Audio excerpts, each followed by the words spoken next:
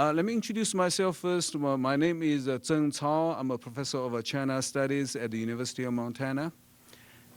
Chinese program has a history of about 34, 35 years. It has a long history, and well, it's a small program. But it has been a very strong program. And I think the university, well, probably everybody has been reading a newspaper and hearing radios, and the university has been met with some challenges.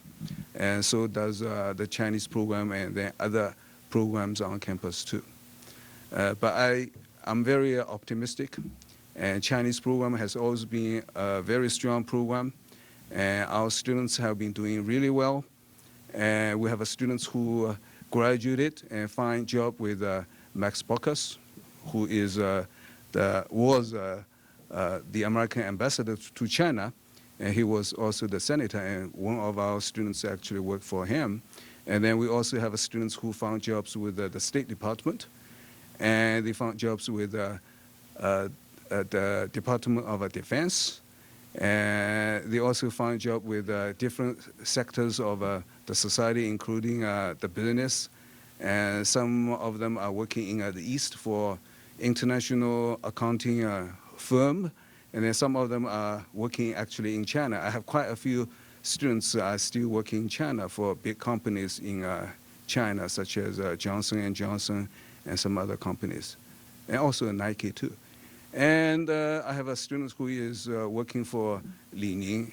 Anybody who is familiar with the Chinese industry knows that we have a big company which is comparable to Nike. Its headquarters is in Beijing, and they have another headquarters in Los Angeles. And one of my students is working at that headquarters.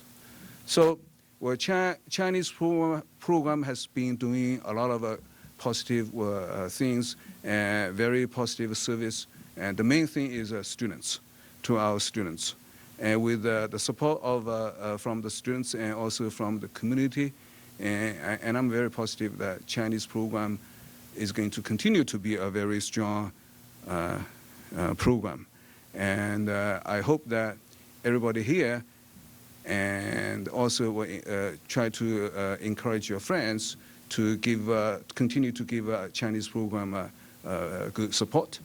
And besides education, we have been also involved in a lot of programs on campus. We have initiated, masterminded, overseas, and we also manage a lot of China programs on campus, which involve almost all schools and colleges on campus, such as a law school.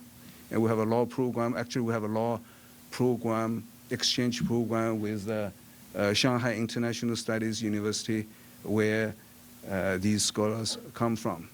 And we also have that program, have a summer program going on other universities in Beijing and in Chongqing. And Chinese program has been involved in that. And we also have programs, we try to assist programs between Chinese universities and the School of Business here, the School of Journalism, the School of Forestry, and also our own College of Humanities and Science, and School of Fine Arts. Almost all schools and departments which have China-related programs, and the Chinese program has been involved. So we have been doing that, and we also have helped the university in the recruitment efforts in China too. So we have been doing a lot, even though we are a very small program. Today we're going to have a session, and all the participants for that session come from Shanghai International Studies University. Shanghai International Studies University is one of the 3 nationally key international studies universities in the nation. And actually it's ranked number 2.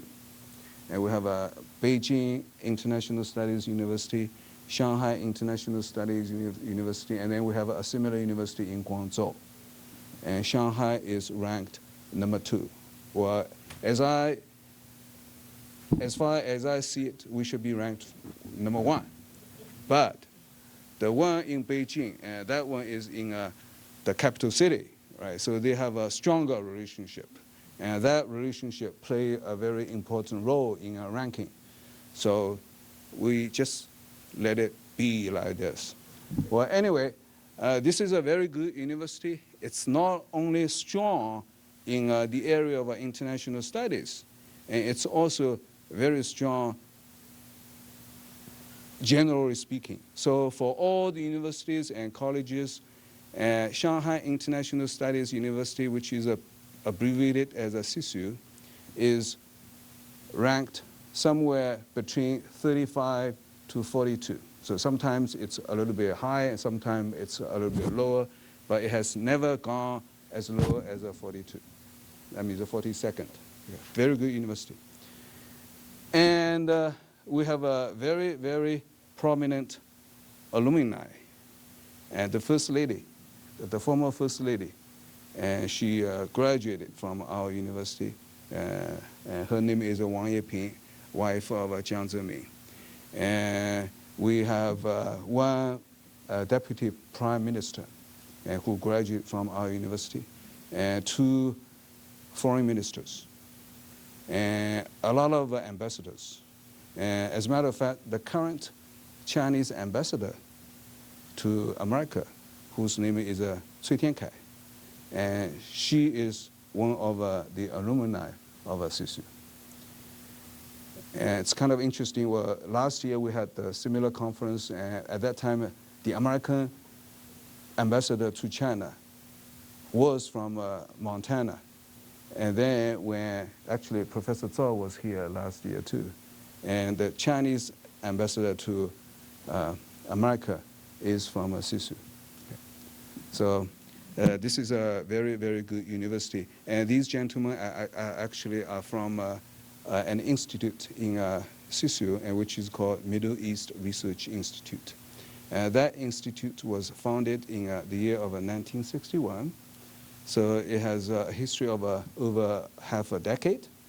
And it has been part of the think tank, the Chinese think tank. The Chinese think tank is similar to what we have in this country, and it's a little bit different too, because it is official. It's a government sponsor, not like the here. So every week, the scholars at SISU, at that institute, they had to write in lots of reports on what's going on in the Middle East to Xi Jinping, the president. So Xi Jinping and Prime Minister and all those top-notch leaders of the country, they had to make decisions based on the reports written by scholars here. Okay. So they play a very important role in that. And today we are really fortunate to have 4 scholars today, and tomorrow we'll have another 3 here with us and talking about their opinions on the things happening over there.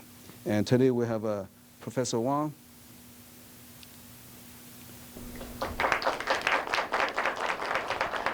Thank you, Professor Wang. And he is one of the most senior research faculty on campus. Very, very, very senior. He graduated from Wuhan University, which is one of the top 10 universities in China. And then he has had a lot of Western education too. And he had 1 year study in Berkeley, and then he had a degree, master degree in US too. And then he has had a lot of international experience, including experience in US, his experience in Middle East, Europe, Hong Kong, and South Korea. He has written over a dozen books, and also over more than 100 articles in his field. And so he is highly regarded in the nation. So he's nationally well known in China, and we are so fortunate today to have him here talking with you. And that will be our first speaker. And our second speaker will be Dr. Yu Zhen.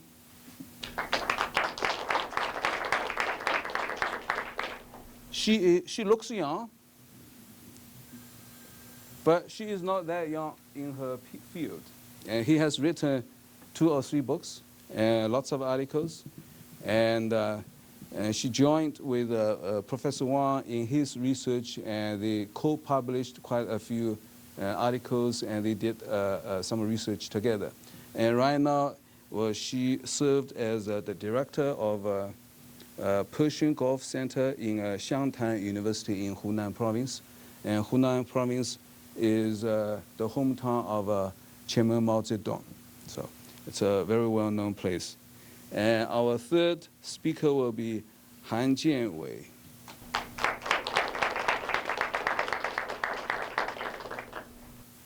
And she, yeah, please. She is an associate professor and executive director of the Iranian Studies program in Shanghai International Studies University. And like everybody else, her international experience is very intensive and extensive. She has been traveling around in the Middle East a lot. As a matter of fact, every year she has to make a few trips internationally to do her research in her own area. And last one is Professor Zhao Jun. And he is not new to us. Well, he was here last year.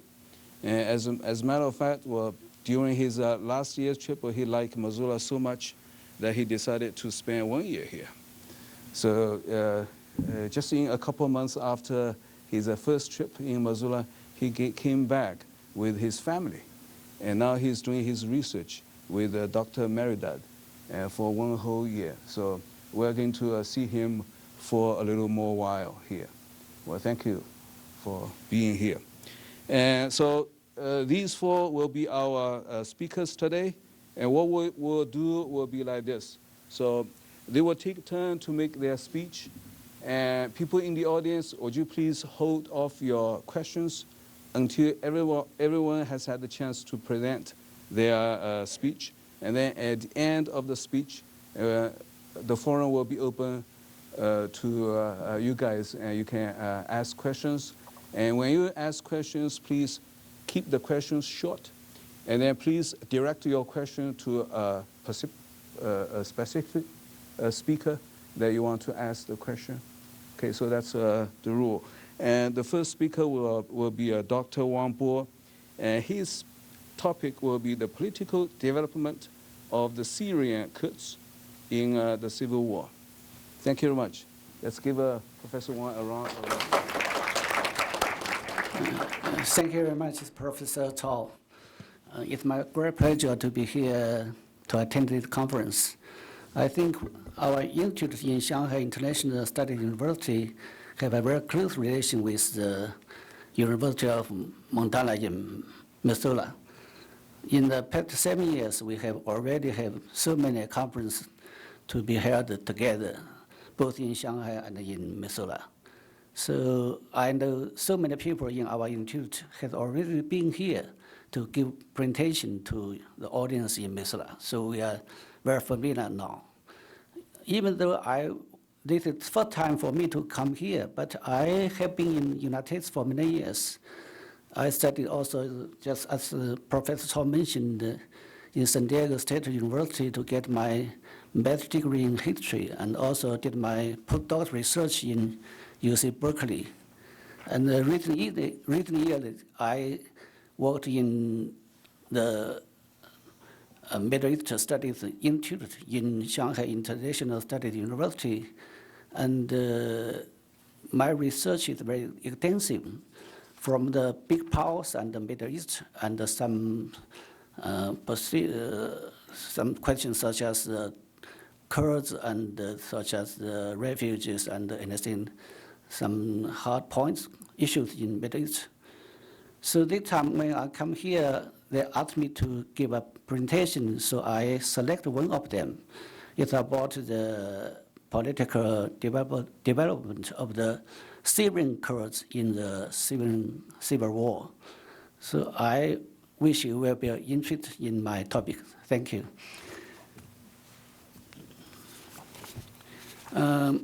The title of my topic is the political development of the Syrian Kurds in the civil war. The Kurd is the second largest nationality in Syria. There are about 2.2 million Kurd population in Syria, which makes up about 10% of the whole Syrian total population. Before the outburst of the Syrian civil war, the Syrian government had implemented unequal nationality policy in this country. The Kurd nationality had been denied for many years. There were about 120,000 Kurds even had no Syrian citizenship. They were called foreigners. The civil war broke out in 2011, brought the Kurds a favorable turn in their political destiny. In the past 7 years of the civil war, the Kurds have made a great progress in the political development through the political party movement, armed struggle, and nationality appeal. So the first point I will talk is the development of the Syrian political parties. As early as in the 1950s, the Syrian Kurds began to establish their political parties to promote the struggle for maintaining the nationality rights. From the founding of the Kurdish Democratic Party, it mentioned KDPS, in 1957 to the outburst of the Syrian civil war in 2011, there were 15 different political parties to be founded by the Syrian Kurds. Some of them had several thousand members, but some of them had only several dozens members. Since the political stance differences and the contradictions among the party leaders, these political parties were in serious divergence for many years. When the upheaval of the Middle East spread to Syria at the end of 2010, the turmoil caused by the protests in Syria was soon turned into intensive civil war. This situation change undoubtedly brought about chances for the Syrian Kurds to struggle for the nationality rights and even self-governing. On this occasion, the Syrian Kurds political parties rapidly gave up their difference in opinions and united as two main political parties. As for the two parties, the Syrian National Council, KNC, was founded in October 2010. It was composed by the different branches of the Syrian Kurdish Democratic Party and a batch of political parties with different political tendency. At the same time, the Syrian Kurdish Democratic Alliance Party, PYD, was founded on the basis of the branch of the Kurdistan Workers' Party, PKK, in 2003. Although there were still differences between the two main political parties, they were highly unanimous in their targets at this time.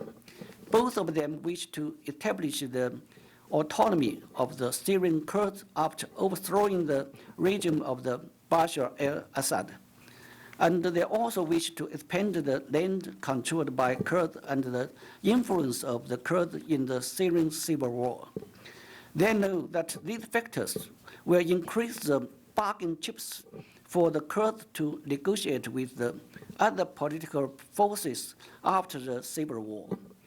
However, the struggle for the power and the complicated relations with the Iraqi Kurdish Democratic Party and the Turkish Kurdistan Workers' Party still led the two Syrian Kurd political parties into serious conflict.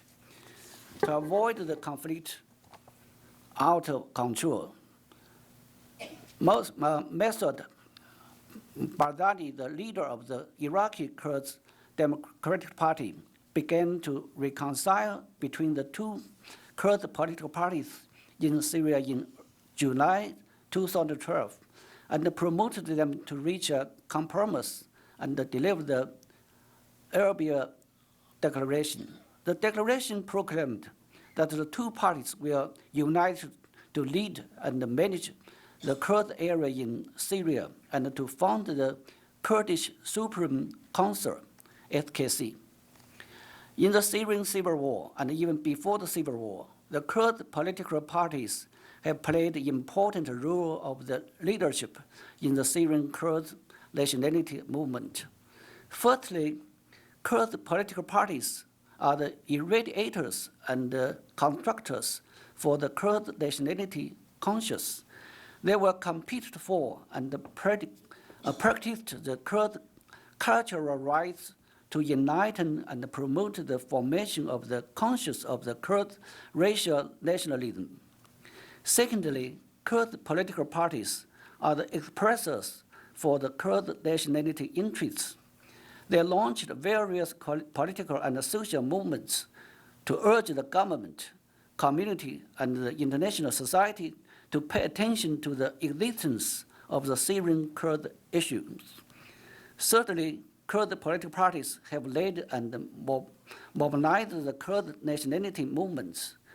They have taken the nationalism as their flag to organize the political action platform, establish the leading group, set up the armed forces, and join together the force of the all levels of the Kurd society. They also have integrated and domestic and international resources to promote the development of the Kurd nationalism movement. Fourthly, the Kurd political parties are the practitioners of the Kurdish nationalism movement.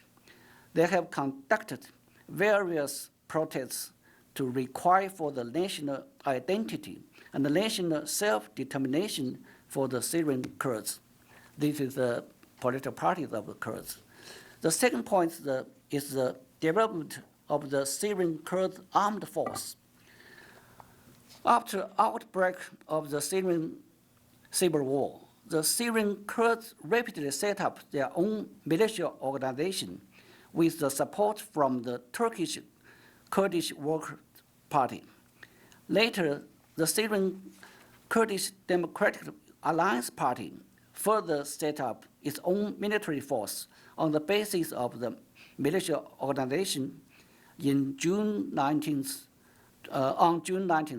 2012. The military force is called Kurdish People's Protection Units, YPG.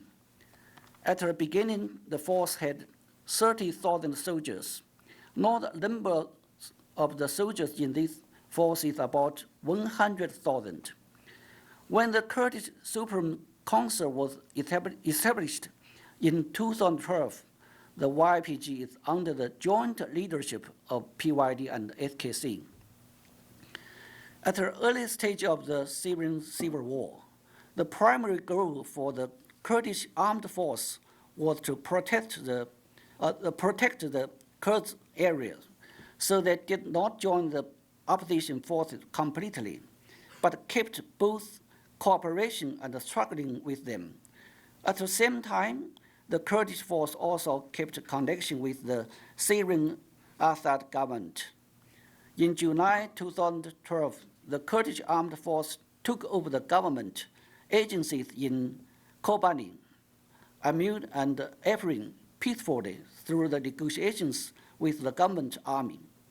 At the end of 2012, the Kurdish People's Protection Units occupied the government agencies and the security facilities in the Reza area, with the advantage of the conflict of the government army and the opposition forces in this area.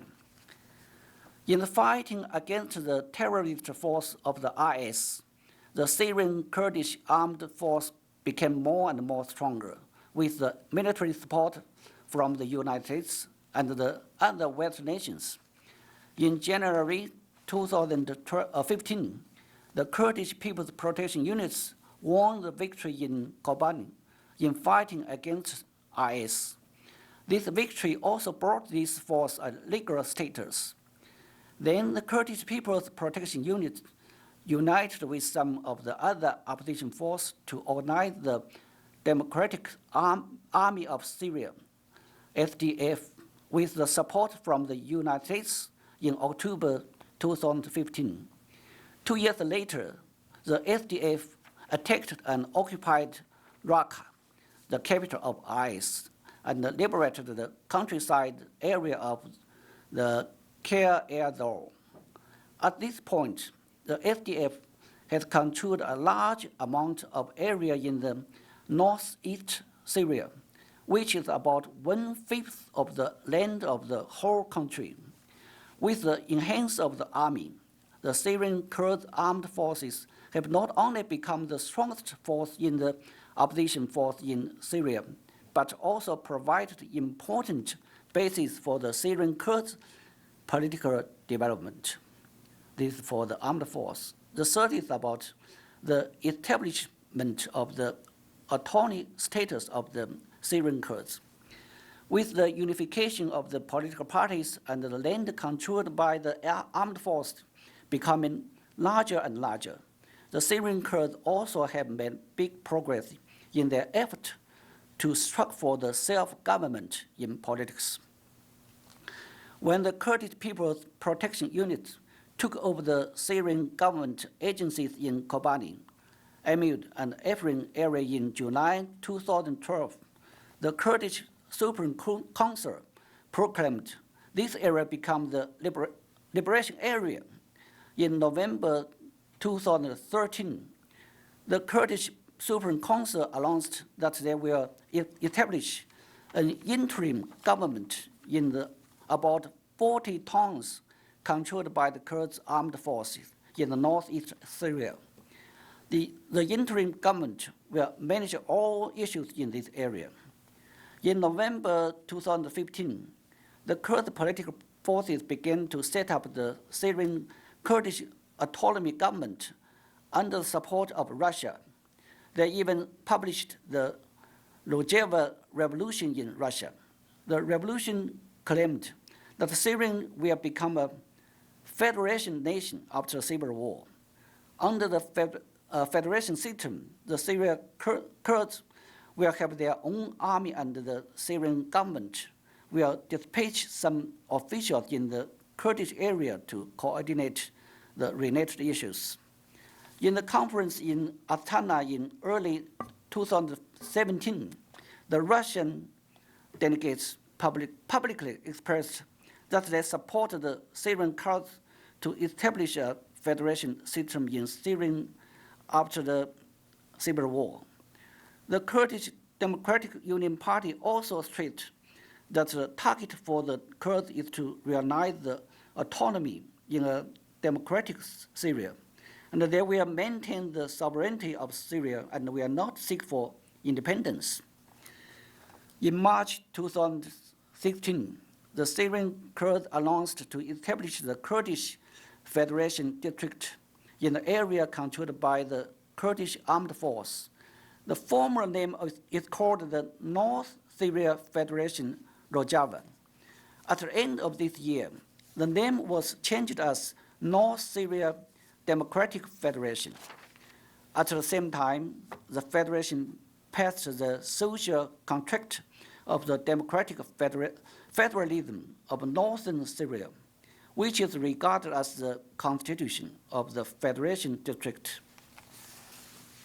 The Federation District covers Al-Hasek, part of Al-Raqqa, part of Deir al-Dara, and the northeast part of Hala. In this district, the Kurdish Democratic Union Party is in charge of the Federation District issues, which including issues related to politics, economy, society, and security. In September 2017, the Federation District held the elections on the levels of Federation District, local, and community.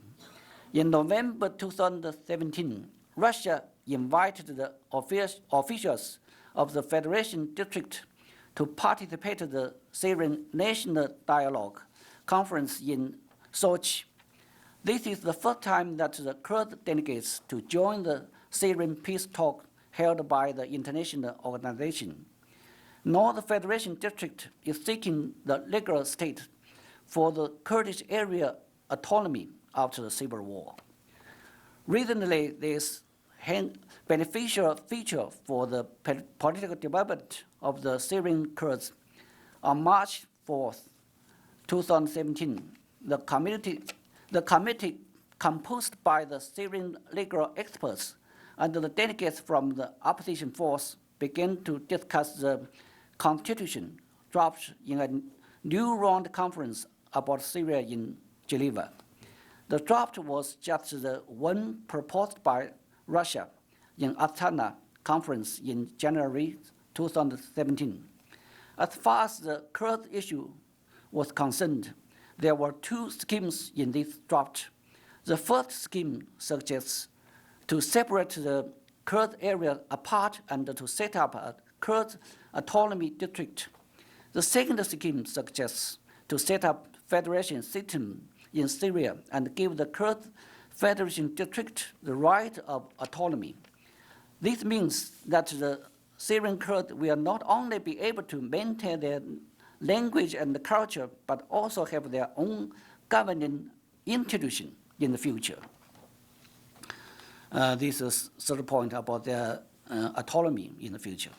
The fourth point is about the pressure in the face of the Syrian Kurd political development.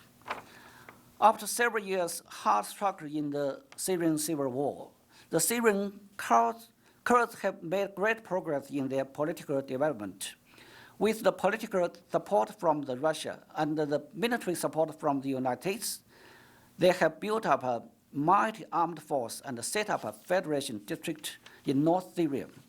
However, the Syrian Kurds are still facing serious pressure on their political development in the future. On the one hand, Turkey is the main pressure from outside of Syria. The Turkish government sharply opposed the autonomy of the Kurds in Syria. For the Turkish government, the Syrian Kurd armed force is just a branch of the Kurdish Workers' Party. To avoid the direct connection between the Kurds in Syria and the Kurds in Turkey, the Turkish government launched the action of Olive Branch and sent army into Syria to attack the Syrian Kurd armed forces and despoiled Afrin.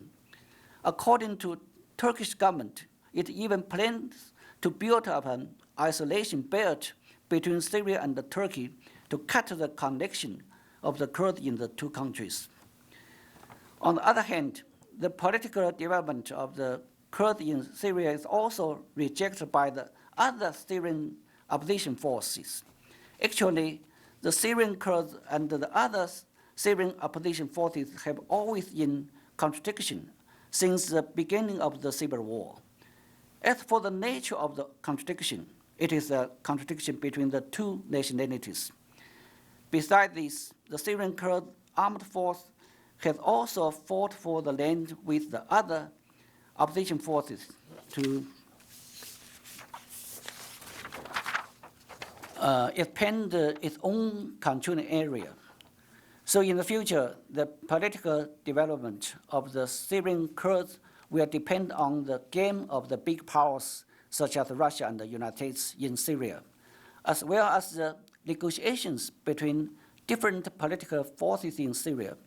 Anyway, the political parties, organization, and the armed force growing up in the Syrian civil war will provide a stable basis for the Syrian Kurds to push forward their nationalism movement further. That's my presentation. Thank you.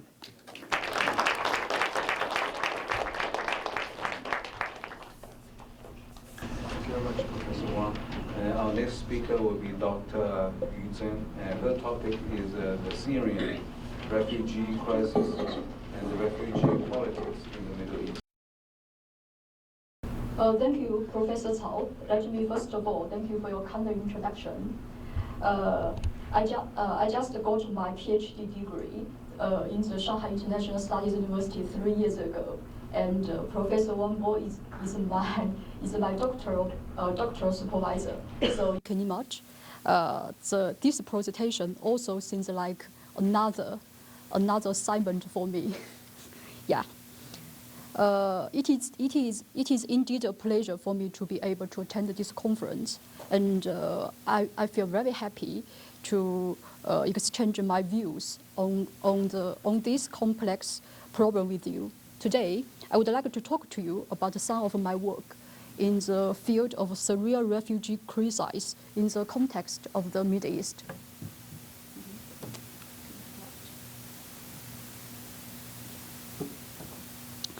What I would like to do today is to review the present situation of the study on the Syrian refugee crisis. The second part concerns 2 points of the Syrian refugee crisis in the context of the Middle East.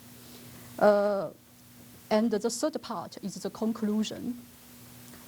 Firstly, 5,000 Syrians fled to Lebanon from the border city in the northwest of Syria, and that's the very beginning of the Syrian refugee crisis. By the 12th April 2018, there are over 5 million and 600,000 Syrian refugees. And what's worse, as of February 2018, the UN, the United Nations, estimates that 3.1 million Syrian refugees requires urgent humanitarian assistance, with almost 3 million people in need living in the hard-to-reach area across the country inside the Syria. There is no doubt that the Syrian refugee crisis is one of the most serious crises in the period of post-war. However,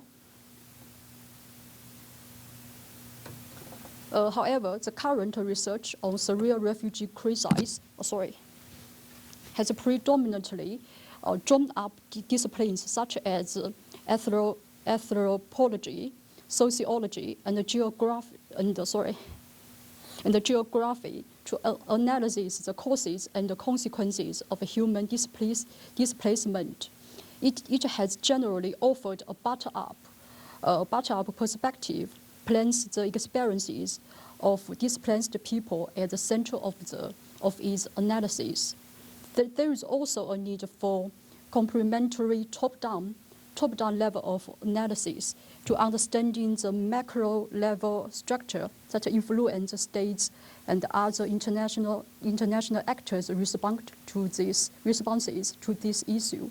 This is crucial because it is often the choice made by states and other international actors that determine the outcome for the refugee crisis, as we can see in this slide.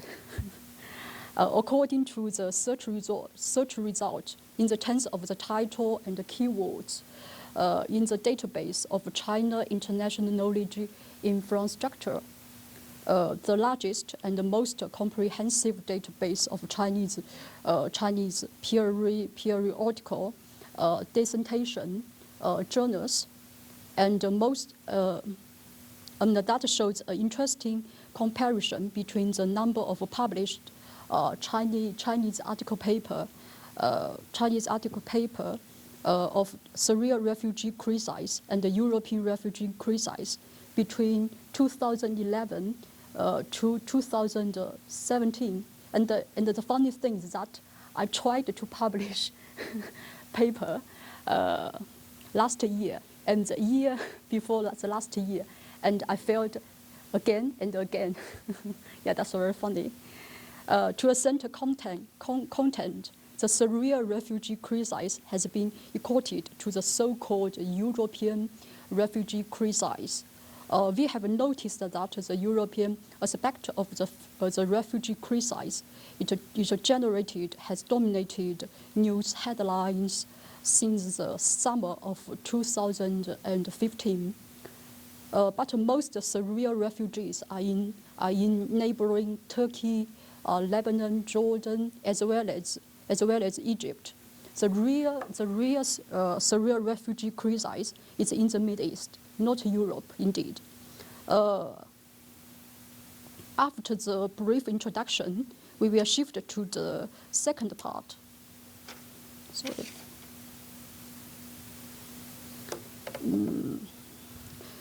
There is not that.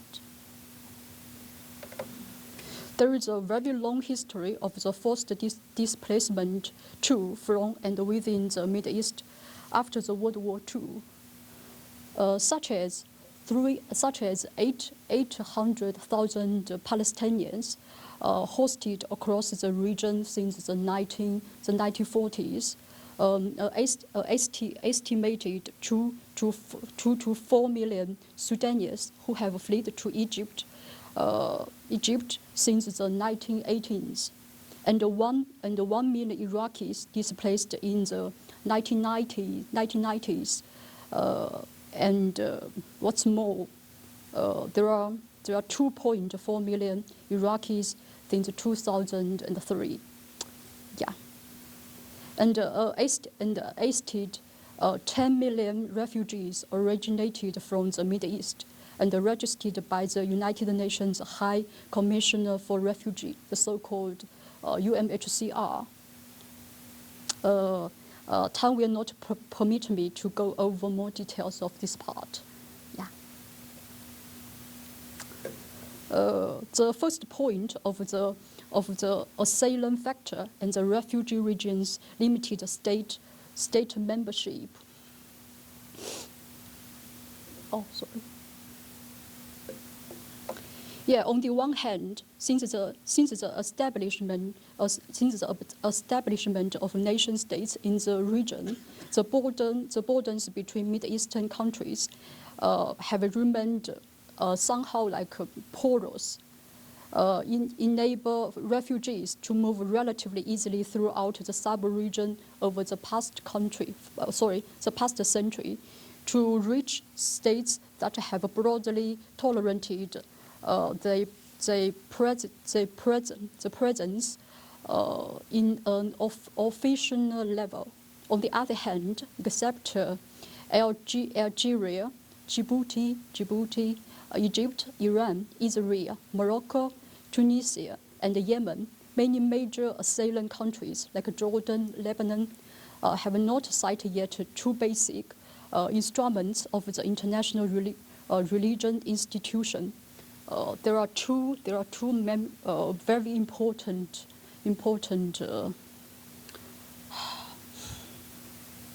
1951 convention relating to the status of refugees, and the 1967 protocol relating to the status of refugees.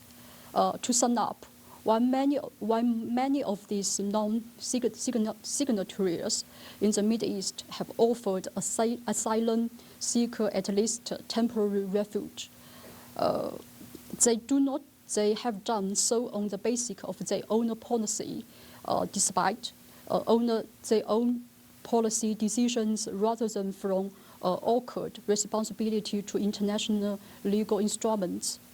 With the escalation of the Syria refugee crisis, the second part, spillovers onto Lebanon, Jordan have rapidly moved beyond the humanitarian to the economic and the social spheres, while large, active, and growing spillovers are occurring. For example, by August 2013, the Syria refugee flow had expanded dramatically equivalent to 21% of the Lebanon's pre-crisis population, and led to the largest humanitarian emergency operation of its kind of many years. And as we have noticed, with the combination of the Syria refugee crisis and large-scale displacement across parts of Africa, more than 1 million migrants and refugees crossed into Europe in 2015. That's the so-called European refugee crisis. Therefore, it is quite natural for us to ask this question: why the Syria refugee crisis poses such vast and consequential challenges to frontline states in the Middle East as well as Europe. Among all the factors, I would like to point out that the significance of the generous refugee asylum policy of the Syria government before 2012. According to the UNHCR, there were more than 100,000 foreign workers and over 3 million refugees and asylum seekers in Syria by 2011. The series of current refugee series in the Middle East and beyond the Middle East is a ripple effect of the Syria refugee. Yeah. Let me conclude by reminding us that the richness and the complex of the refugee issue.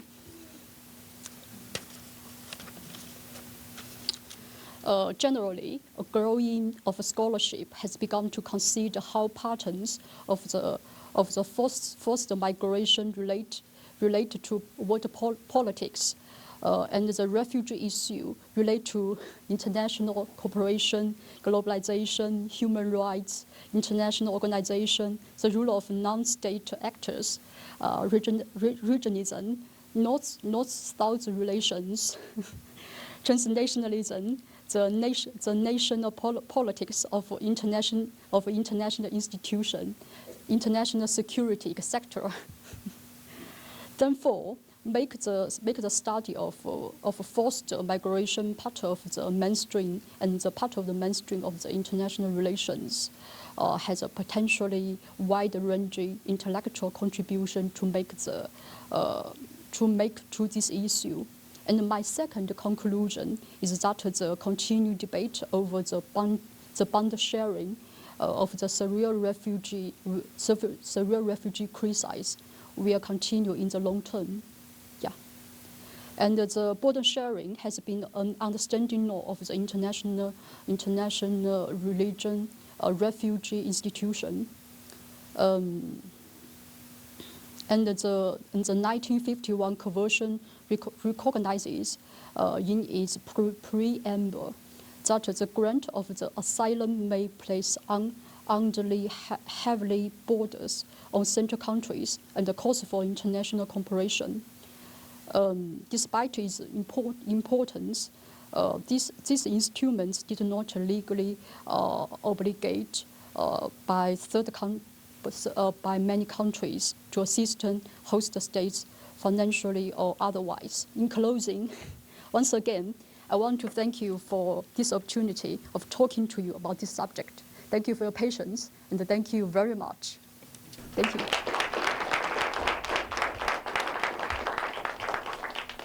Well, thank you very much, Professor Yu Zhen.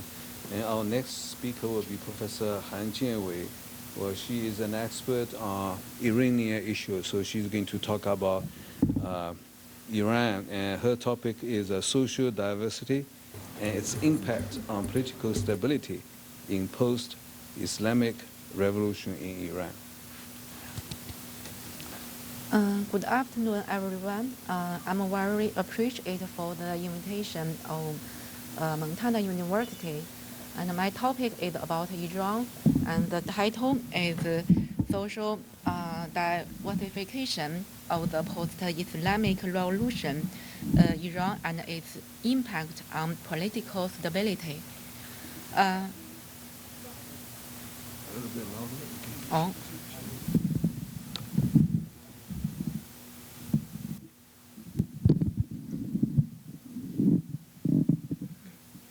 Thank you.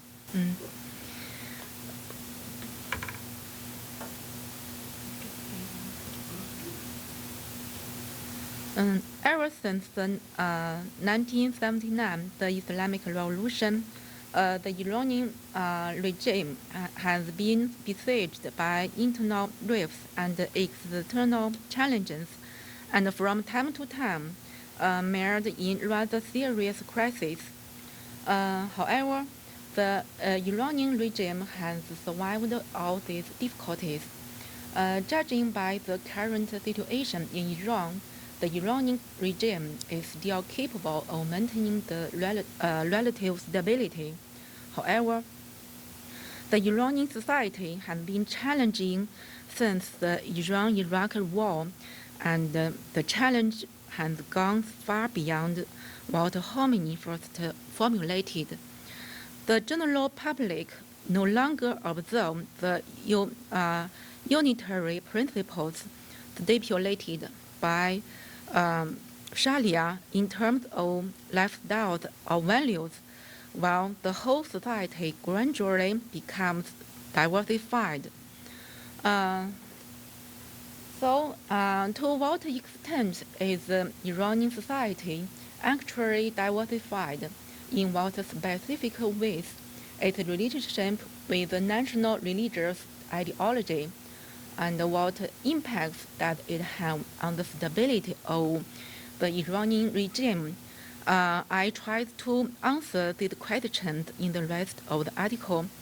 Because of the time limits of the presentation, I can only talk part of the social diversification of Iran. The first part, Khomeini's all-round Islamization policies and the shifting Iranian society in the 1990s. Iran's history in the 20th century is full of extremity. After more than half a century of secularization and Western modernization promoted by the Pahlavi dynasty, the Islamic Revolution led Iran into an era of all-round Islamization, with neither West nor East, only Islam being the dominant ideology. The extremity of modern Iran history also indicates that Iran holds an either-or stance when dealing the relationship between local Islamic culture and Western culture. From 1981 to 1983, a top-down Islamization movement was launched in Iran, notably in the army, state bureaucracies, and education. It seems that the re-Islamization movement was a success. However, the Iranian government had failed to prevent Western cultural products from entering Iran. For example, since the 1980s, there had been a thriving underground market for foreign-made films smuggled in via the Gulf states, reproduced on video cassettes.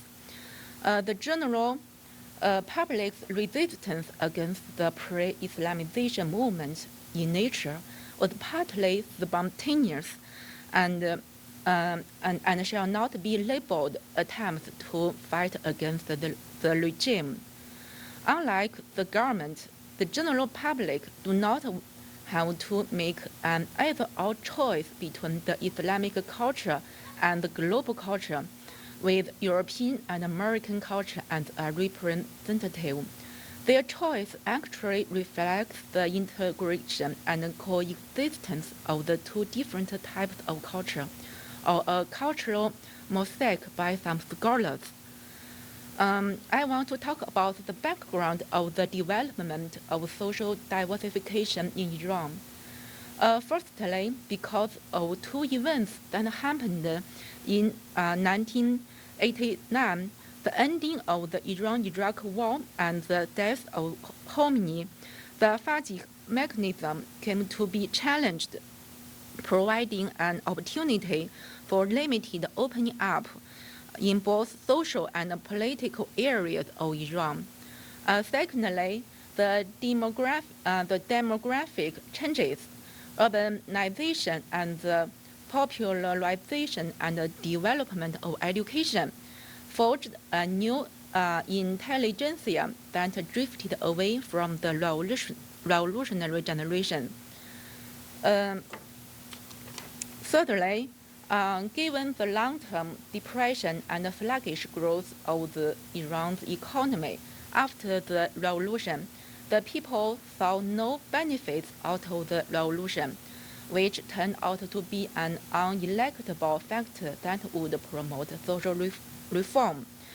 The Iranian economy has been suffering from such structural problems and low growth rate, high unemployment rate, and high inflation rate. The public, especially the youth, cannot find a way out. So, disappointed with reality, they have expressed more and more opposition to the rigid bonds imposed on their daily life. Finally, the reform carried out by the Rafsanjani administration and especially the Khatami administration also contributed to the diversification of the Iranian society. Especially, the Khatami committed to the founding of a civil society and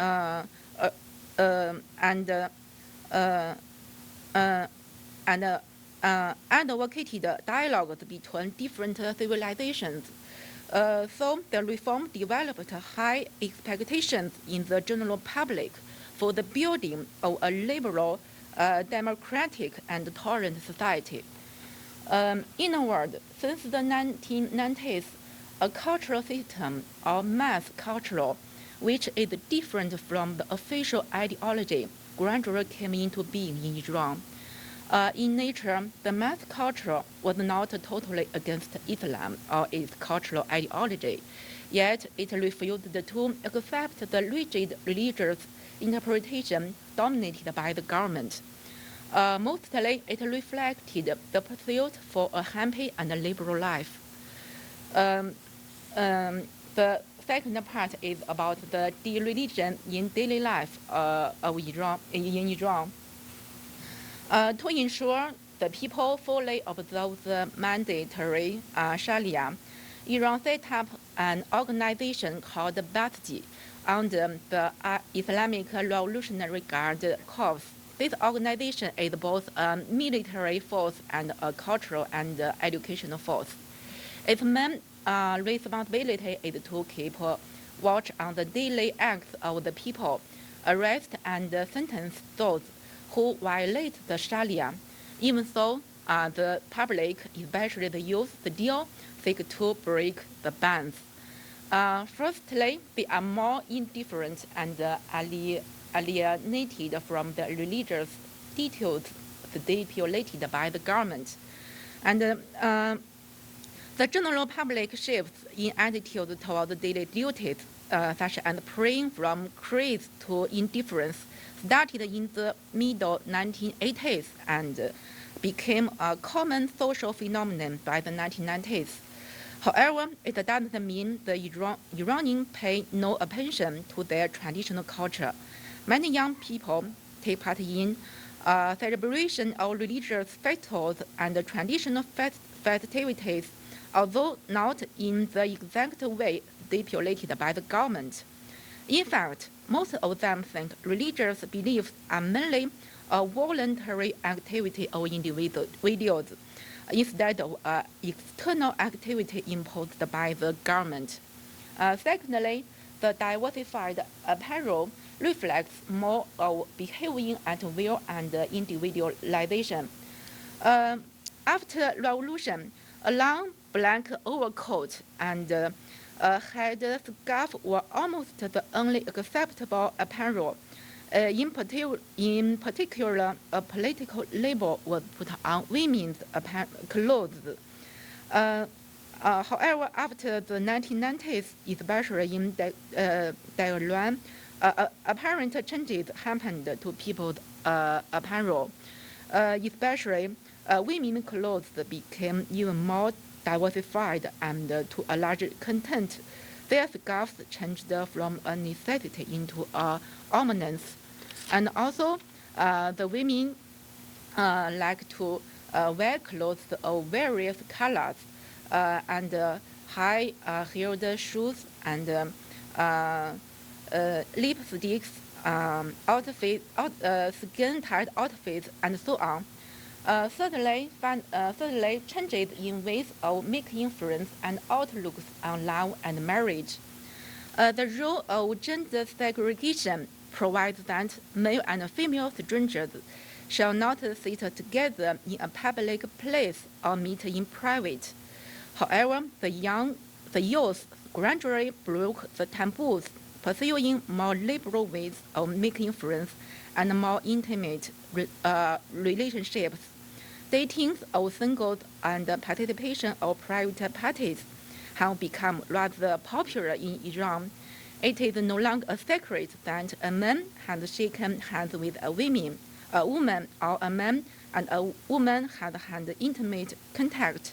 Besides, premarital sex is increasingly common and has caused a series of social problems. Finally, networks and mobile devices, now more and more common among Iranians, have become an important platform for the religion in their daily life.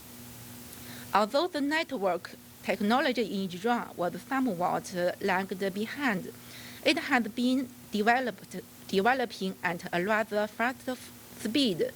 The largest influence of the Internet on Iranians is that they can negotiate out the limitations imposed on them by the government and more frequently learn about the diversified global culture.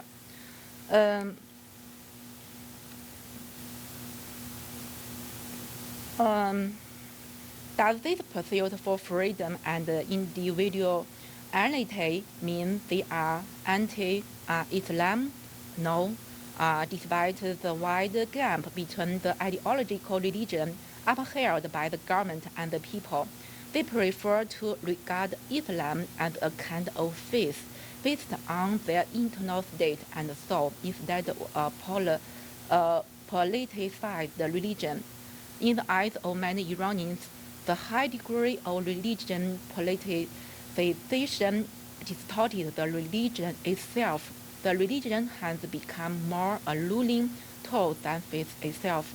Therefore, religious beliefs should not be pit against the people's pursuit for a colorful life, for they do not collide with each other.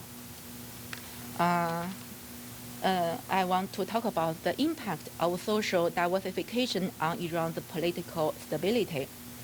Cultural globalization or Western-ification, that is a profound question for Iran today.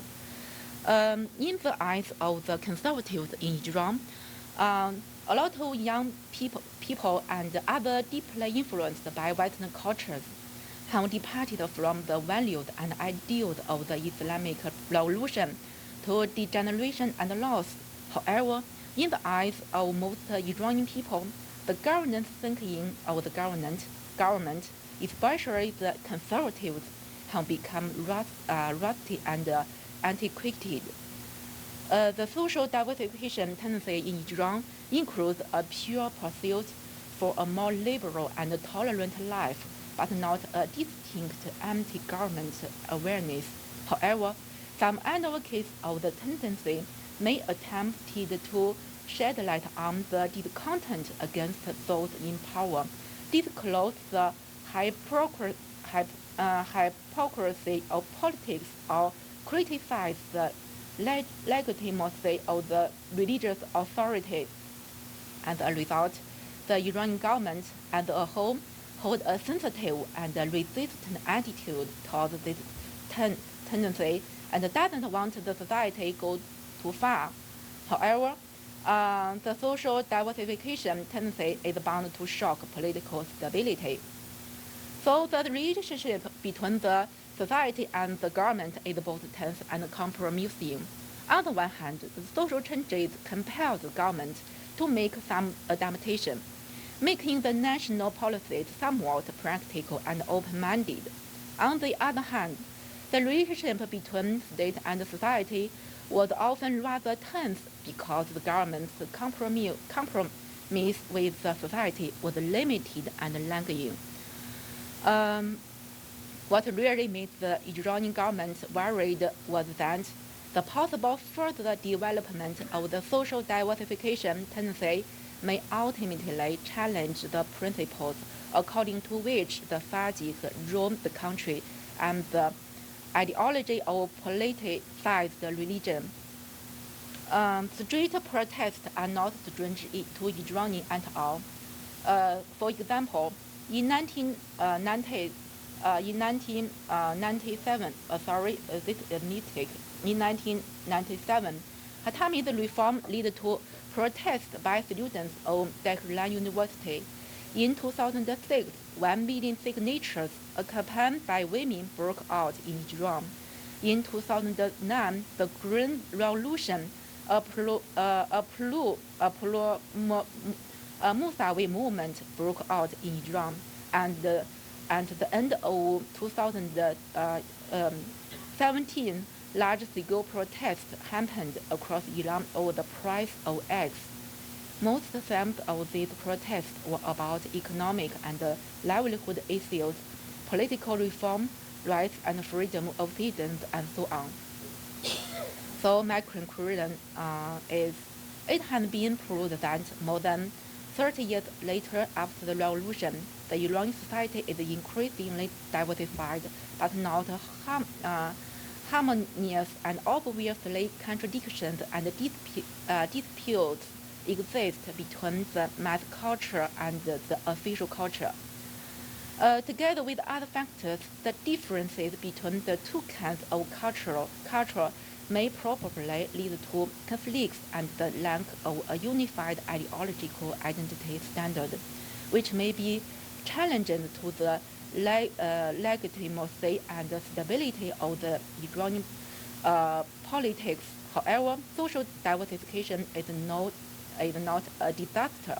If the Iranian government can go with the tide, the social diversification can bring to Iran vigor instead of crisis.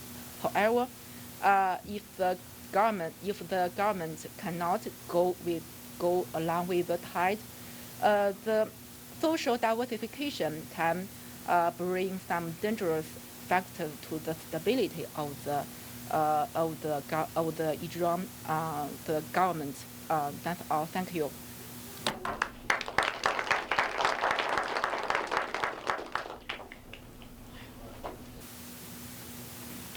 Our last speaker will be Professor Zhao Jun. He is the director of a North African Studies program with the Middle East Research Institute in Shanghai International Studies University. And the topic today for him is the real challenges for Egyptian party politics, a perspective on 2018 presidential election. Welcome. Okay. Thank you, Professor Cao. Thank you, Anne and Samia. As we know, the year 2018 is Egyptian presidential election year. However, the campaign is joked in the world, or by the world, because there's no suspension. A lot of people have known the result ahead of time. So only a few people focus on such election. Why? My simple answer is that a decline of political party politics at every aspect in Egyptian politics. So today I will focus on 3 questions. Question 1, what have political parties done during the latest presidential election? Question 2, what do political parties' role decline in Egyptian party politics? Question 3, what's the prospect of Egyptian political party politics in the near future? Now, first question. Throughout modern Egyptian history, political parties have struggled to establish a clear identity and maintain independence in ruler-dominated atmosphere. At present, there are 104 legitimate political parties. What have these parties done in the presidential election? I think all the parties can be categorized into three parts according to their rules. Firstly, main political parties such as Wafd, Dignity, Free Egyptians, Nation's Future, Protectors of the Nation, and El Nur Party abandoned their own campaign programs to support President Sisi publicly for different reasons.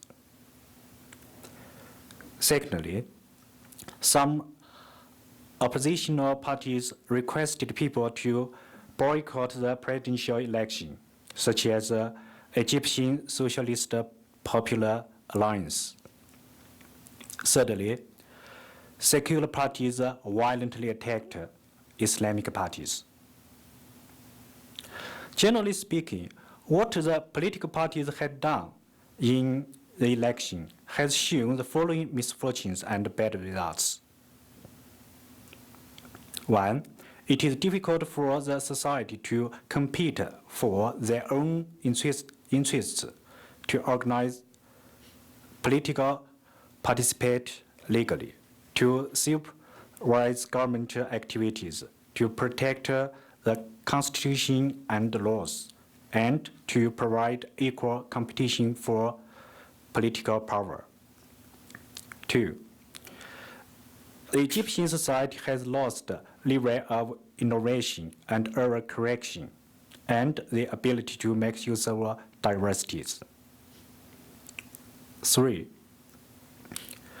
after young people lost opportunities to participate in politics through political party platforms, they always going to despair or seek to leave their homeland or to join the crime organizations and even to join terrorist organizations.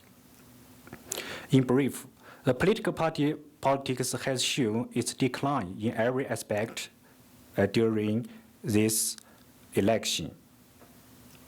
Why? The second question. And I think there are three factors lead to the decline of party politics in Egypt. The first reason, I think, is there's a climate which suppresses freedoms, including independent media, civil society, and political activity in general.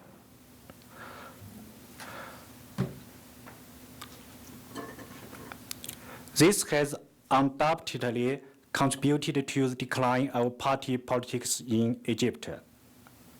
But I also think this explanation isn't sufficient or honest. Parties should not wait for favorable climate, but have to grapple with existing conditions in order to change them and create their own space, even if denied by the authorities. Political parties around the world typically vie for public support based on the ideas and platforms. As we know, the successful revolutionary parties in the world are always good at creating and grasping opportunities. Probably Chinese Communist Party is the most famous one among them, I think. There's a second reason. I think the multiple of the party and the failure of similarly aligned organizations to consolidate in one large party is the cause for the decline. But, sorry, the third reason. This is, I think, the most important reason for the politics decline in Egypt, is that party politics did not speak to people's feelings, fears, and ambitions. A real failure of party politics in recent years has not been the loss of parliamentary seats or the closure of party headquarters. It was the inability to persuade the public of the importance of parties and the worth of partisan politics. What's the Egyptian political party politics prospect? I think, as we know, political party politics is an important symbol and core content in the process of political modernization. Party politics as a form of modern nation-state exercising state power mainly manifests itself in three outstanding characteristics. One, political parties participate in political activities in various ways in order to exert an influence on the political life of a country. Two, political parties strive to become the ruling party and then lead and control the state power. Three, the parties deal with and coordinate relations with the state and with the political parties or communities. So in my opinion, Egyptian political parties have to realize the following points. One, create opportunity of living space and break through the separation of the Egypt government. Two, the political parties themselves should regain the motivation of the party's struggle. Three, political parties should realize their own mobilization capabilities and their ability to win the people's support. If the political parties in Egypt fail to do this, I think they will decline continually in the near future. That's all. Thank you for listening.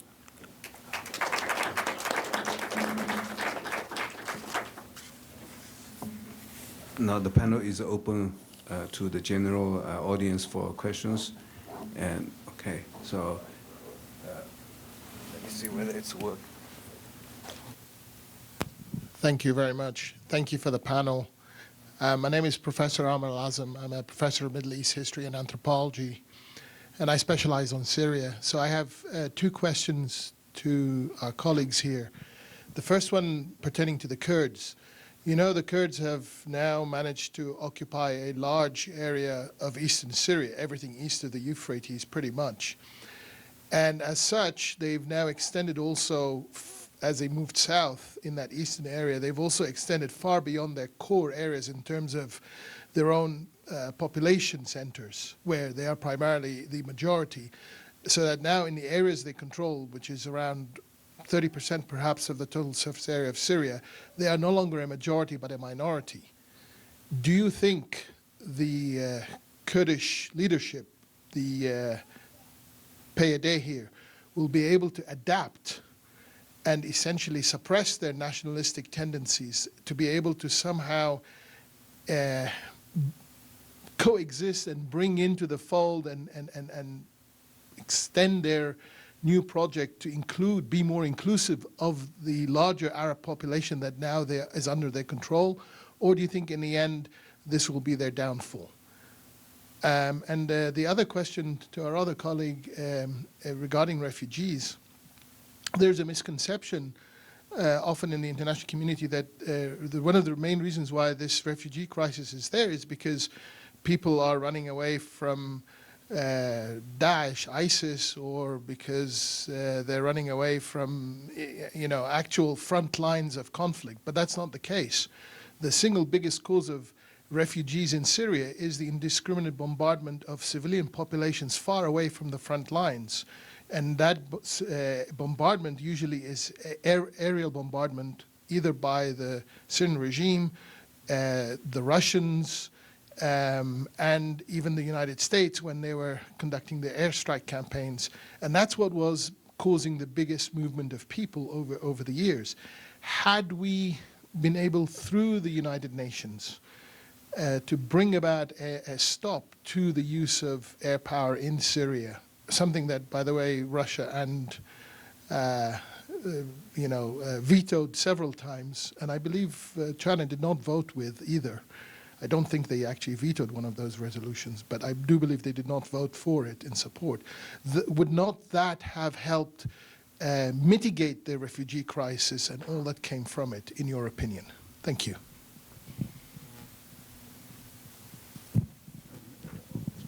Professor Wang, the first question is yours.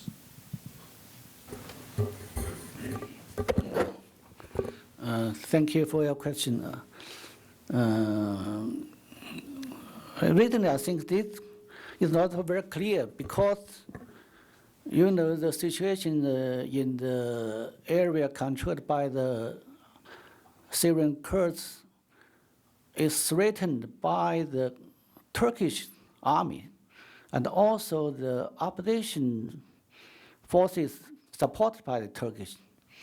So in the future, I just mentioned in the end of my presentation, the leadership of the Syrian Kurds in their controlled area, how can they manage the area will depend on the games between Russia and the United States. Because recently, only Russia supports the Syrian Kurds in politics, support them to build up a federation district, but Russia only gives them the support from politics. And at the same time, the United States is support them in military arms, but this is also supported by the Turkish government.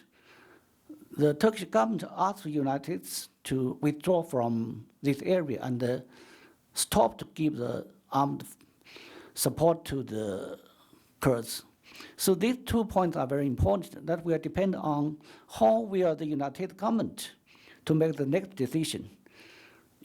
Trump's decisions change very quickly. At first, he said he will withdraw from Kurds area, from Syria, and will let the people there to depend on their own things. But now he began to attack on Syria. So in the future, what will the United government, what role will it play in the Syria? That's very important to the Kurds especially, I think.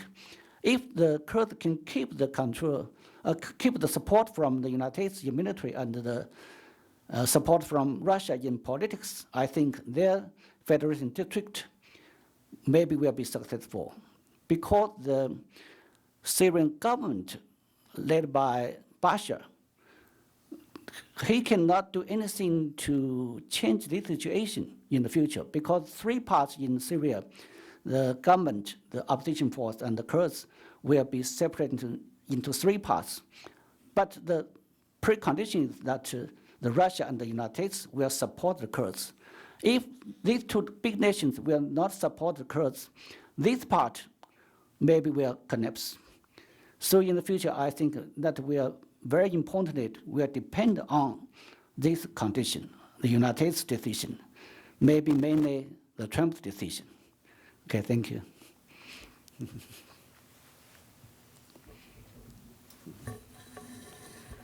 Thank you for your comment, sir. But I'm not sure I understand what's your correct question, or what's your specific question. The question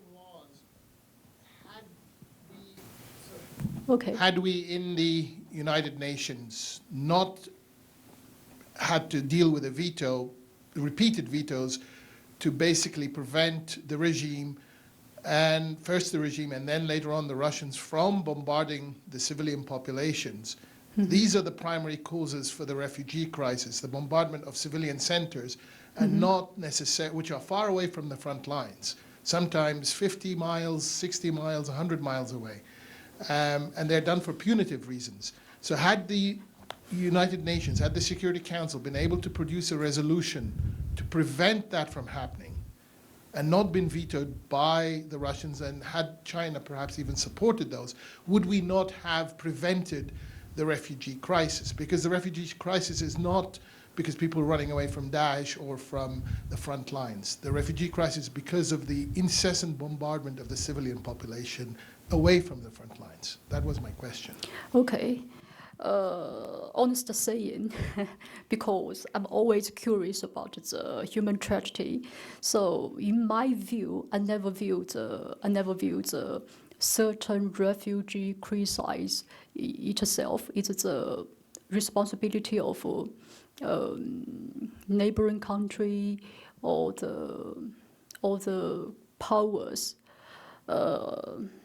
And honestly saying, the Syrian refugee crisis, and as well as the other refugee crisis in the Middle East or in Africa, how to say that? Yeah.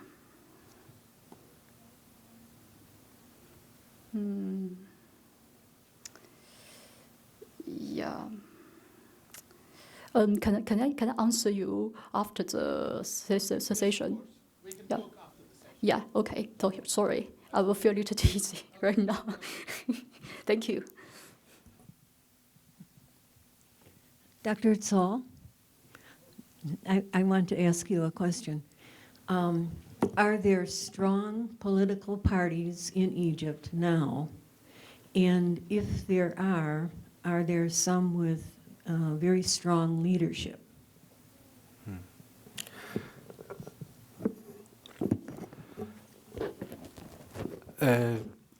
As we know, the President Sisi does not belong to any party. She is independent. She's an army leader. So he doesn't believe any party member. Maybe this is his belief. That's all. It's a question for, especially for Professor Han Yawei and to the whole panel. Professor Han Yawei, you use a very nice expression I like. You spoke about the Western toxification of Iranian society, correct? I like this word. In Europe, we call it Americanization.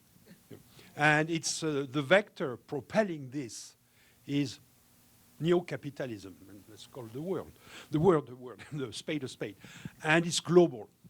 Now, I'm returning a bit the question, does Chinese society or Chinese intellectuals or the Chinese government fears that the same Western toxification is affecting Chinese society, or it's not a concern?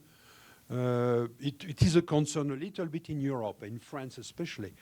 But does the Chinese society in general feels that they are Western toxified, or anyway, that's my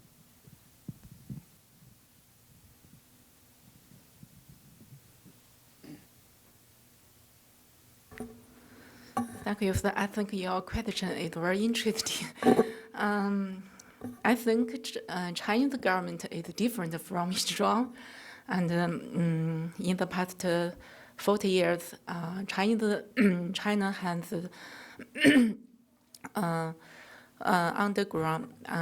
undergoing reform and opening up, and our society has changed a lot.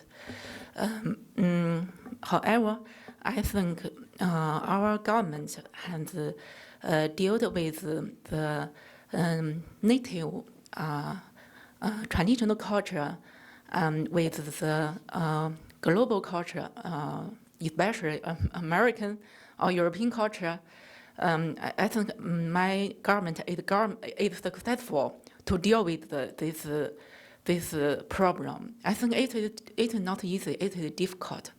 At the beginning of our reform and opening up, and I think our society, it is also many controversies in our society. However, we have overcome many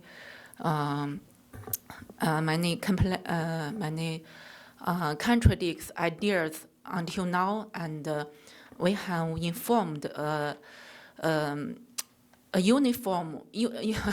I don't think it is a reasonable, a uniform and or a comprehensive culture between our country, our culture and the foreign culture. I think our country is more tolerant and more open-minded than before. This is my opinion. Thank you.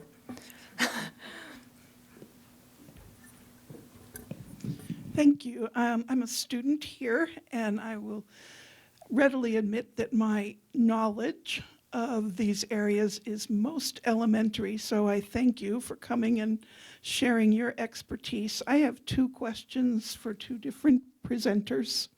I guess maybe I will start with Professor Han, since you were just speaking. I just wondered if you could explain a little further in your presentation. You said that the challenges were coming due to demographic changes and the popularization of education.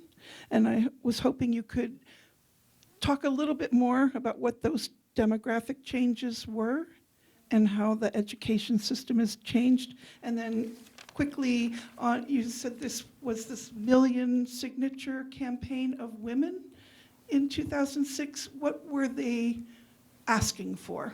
And then after you answer, I do have one more question for a different presenter. Thank you. First I talk about the demographic changes and the education changes in Iran, because before the revolution, Iran population has about 34 million or so. However, in 2006 to 2006, there were about 70 million population, and about 70% of the Iran population was under the age of 34. So the biggest difference between the generation with the previous generation is that the former is deeply affected by urbanization and the popularization of education, because in 2006, about 70% of Iran's population is urban, and after the revolution, Iran government has developed the educational system, especially the higher education has been emphasized in this country. So a group with a relatively high education, including civil servants at all levels, management and technological personnel in companies, and teachers and students in colleges, media workers and freelancers gradually emerged in Iranian cities. So despite their diversified background and multivariate thinking, most of them wish to have a more liberal and open life space. This is the first question. And the second question is about the 1 million signature movement in 2006. This is, in fact, I don't very familiar with this campaign. I don't know about the more details about this movement. However, this movement is mainly about the women's rights that is related to the many Iranian women want to improve their status and their rights in this country. So this is also a large scale and have a large influence on that period. So in fact, the women's status had been improved in Iran in recent years. However, there are also many limits for them. So the feminism rights movement will be taking place in this country. This is my answer. Thank you. Thank you. My second question is for Professor Wang about the Syrian Kurds. Can you just correct me if I am understanding you correctly? I think I heard you say that the Kurds are not seeking independence, but autonomy under the state, and that when you talk about a federation, am I understanding that to mean that the Kurds in Syria, would the federation be Kurds from Syria together with Kurds from Iraq or Kurds from Turkey, moving towards perhaps a future Kurdish independent state? Am I correct, or is that wrong? Okay, thank you for your question for me. I think, the Kurds in Middle East is very complicated. They're separate into 4 nations, in Turkey, in Syria, in Iran, and Iraq.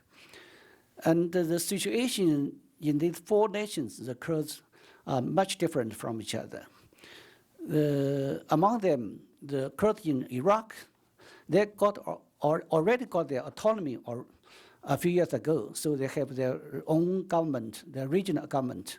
They even wanted to become independent, so they get an election rule. But this is opposed by the international government, international society, so they stopped there.